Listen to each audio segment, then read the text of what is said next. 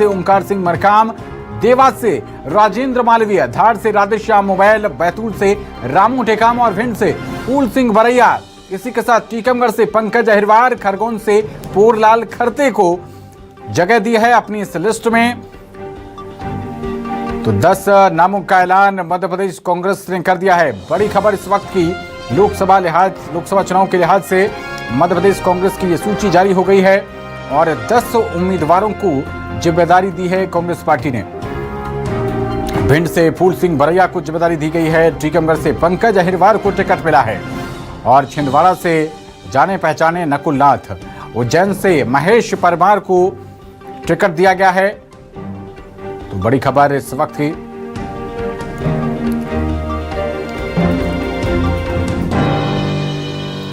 और खबर पर ज्यादा जानकारी के साथ हमारे संवाददाता कर्ण मिश्रा जुड़ रहे हैं। कर्ण, पहली सूची सामने आ चुकी है और भिंड से फूल सिंह बरैया को जिम्मेदारी दी गई है। आप इस वक्त फूल सिंह बरैया के साथी हैं, पूछे कितनी बड़ी चुनौती मानते हैं?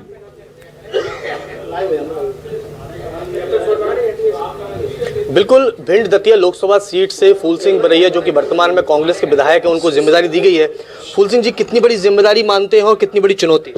देखिए, पार्लियामेंट का इलेक्शन बड़ी जिम्मेदारी तो है, लेकिन मैं अपने लिए पर्टिकुलर बात करूं तो मेरे लिए बहुत बड़ी जिम्मेदारी इसलिए नहीं है कि जनता मेरा चुनाव खुद लड़ेगी। आप उस चुनाव का रंग देखना, क्योंकि जनता के लिए जब 365 दिन में तैयार हूं, उनके दुख को दूर करने के लिए जब मेरे प्रोग्राम है उनके सामने मैं रखता हूं, तो पब्लिक ऐसा मानती है कि अब हमारा कोई आदमी वास्तव में हमारा प्रतिनिधि आया है जिसको हमें जिताना है। आज डिक्लेयर होने के बाद की उनकी खुशी देखना, कोई सर्वे कर ले वहाँ का पत्रकार। 1989 से लगातार कांग्रेस को वहाँ पर जीत की तलाश है, तो इस बार कुछ इतिहास बदलने वाला है? नहीं, इस बार तो कांग्रेस जीत रही है और भारी मतों से जीत रही है और मैं कांग्रेस की सीट जिता करके दूंगा। ये मेरी जिम्मेदारी है, कांग्रेस जीतेगी। क्योंकि आप फॉर्मूले पर चलते हैं, लेकिन 1962 से जो लगातार देखने में आ रहा है, 9 बार बीजेपी को जीत हासिल हुई है, महज 3 बार कांग्रेस वहां जीत दर्ज कर पाई है। अंतिम चुनाव भी बीजेपी जीती है वहां पर, वो भी 2 लाख से लगभग वोट के लगभग। अब देखिए, मैं इतिहास के ऊपर अब जाऊंगा तो मैं तो कैंडिडेट था नहीं। मैं इस बार साबित कर दूंगा कि किस तरह से कांग्रेस जीतेगी और कांग्रेस को सामने फॉर्मूला भी पता चल जाएगा। बीजेपी को भी मालूम पड़ जाएगा कि कब वो जीतेंगे, कैसे जीतेंगे, मालूम पड़ जाएगा। वर्तमान सांसद आपके सामने हैं और वो भी महिला प्रत्याशी, उनको बनाया गया, एक बार फिर से जिम्मेदारी दी गई है पार्टी की तरफ से, बीजेपी की तरफ से। कितनी स्थिति रहेगी उनके सामने आपके? देखो, कैंडिडेट कोई महिला हो पुरुष हो उसका कोई मतलब नहीं, अच्छा काम कौन करता है। अच्छा काम करने वाला अगर सामने आएगा वो जरूर मजबूत होता है। तो मुझे नहीं लगता है कि मुझे इन बातों का कोई टेंशन नहीं है। कांग्रेस जीतेगी और ये चुनाव बहुत ही मज़ेदार होगा।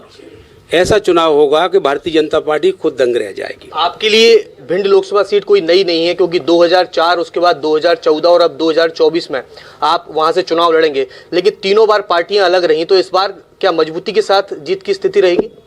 देखिए, कांग्रेस पार्टी बड़ी पार्टी है।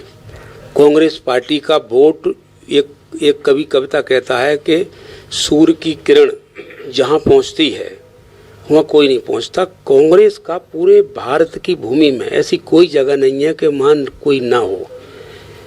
इस पार्टी को कोई अच्छा काम करने वाला मिल जाए तो पार्टी रातों रात कहाँ से कहाँ पहुँच सकती है, ये मैं जानता हूँ।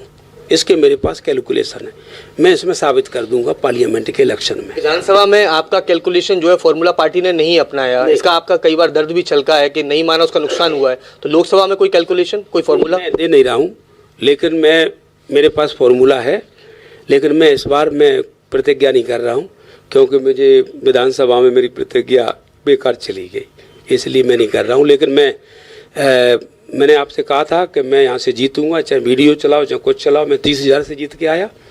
अगर इस बात को कांग्रेस मान लेती, 30,000, 35,000, 40,000 से सीटें जीत करके सरकार बनाती कांग्रेस पार्टी। आपकी छवि जो है मध्य प्रदेश के अंदर एक फायर ब्रांड नेता के तौर पर जानी जाती है, क्योंकि आपके बयान जो है वो काफी हलचल सियासत में पैदा कर देते हैं और वही आपके लिए मुश्किल भी खड़ी कर देते हैं। तो क्या माना जाए, लोकसभा चुनाव में भी मुश्किलें बनेंगी वो बयान आपके? नहीं, देखो, मेरे बयान मैं अभी बोल रहा हूँ, कई जगह बोलता हूँ। बयान मेरे एक महाशय हैं बीजेपी के, वो अब हार गए। उन्होंने मेरे वीडियो को एडिट करा करके गलत तरीके से पेश किया था, ठीक है कि नहीं? बस वो विवादास्पद हैं। बाकी तो मैं सत्य बोलता हूँ, सत्य बोलना विवाद है तो फिर मैं तो ये विवाद में मुझे लगता है बंद नहीं होने वाला है, ये तो चलेगा।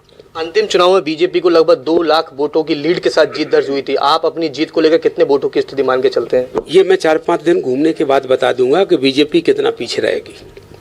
देखिए, बिल्कुल साफ तौर पर फूल सिंह जी का कहना है कि बीजेपी पीछे रहेगी और भिंड लोकसभा सीट पर उन्होंने दावा किया है कि इस बार इतिहास बदलने जा रहा है। हालांकि आने वाले लोकसभा चुनाव के दौरान जो मतदाता हैं वही भविष्य तय करेंगे, क्योंकि लोकसभा सीट भिंड जो है उसकी तासीर देखें तो 1962 से लेकर 9 बार बीजेपी को जीत हासिल हुई और महज 3 बार ही वहां पर कांग्रेस को जीत हासिल हुई है, जबकि 1989 से कांग्रेस को वहां पर जीत की तलाश है।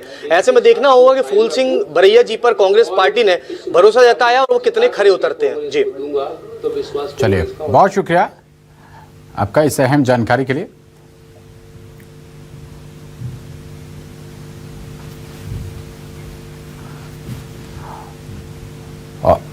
और इसी बीच हमारे साथ हमारे संवाददाता शब्बीर अहमद फोन लाइन पर जुड़ रहे हैं। शब्बीर, दिलचस्प मुकाबला हो रहा है कई सीटों पर, हालांकि कांग्रेस पार्टी के भी जो सितारे हैं वो एकदम बुलंदियों पर हैं और फूल सिंह बरैया से भी हमारे संवाददाता बात कर रहे थे, वो कह रहे थे कि हम बता देंगे 2-4 दिन जनता में घूमने के बाद कि कितने वोटों से बीजेपी पीछे रहेगी।